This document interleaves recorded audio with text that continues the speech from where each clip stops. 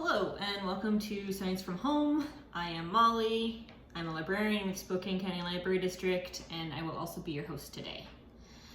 We are going to perform a chemical reaction with today's experiment. You'll need some pennies. I have found that shinier, clean pennies do better than dirty pennies.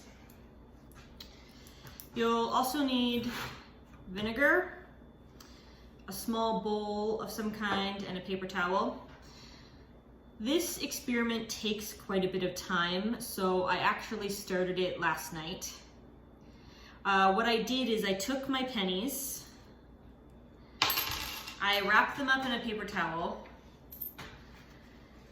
I put the paper towel in the bowl, and then I poured vinegar on top. And every couple of hours, through last night and today, when I thought of it, I poured a little bit more vinegar on. I kind of wanted to keep the paper towel saturated and wet.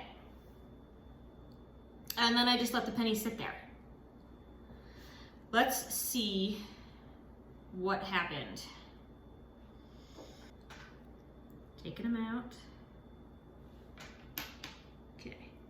Well, it didn't work as well as I'd hoped. I think, looking at this now, they looked better earlier today. I'm thinking maybe I used a little bit too much vinegar, so I will amend what I said previously and make sure your paper towel is wet, but don't soak it, and don't have the pennies just like sit in a bunch of vinegar. But in theory, when you let your pennies soak in the vinegar, they will start to turn green, like this guy right here. So this one kind of worked. So a chemical reaction occurs when two reactants combine to form something new, like a new substance. And here we have the pennies, which have a copper coating on them, reacting to oxygen in the air because of the vinegar. So we have made this reaction. And that's what turned out the strange bluish green color.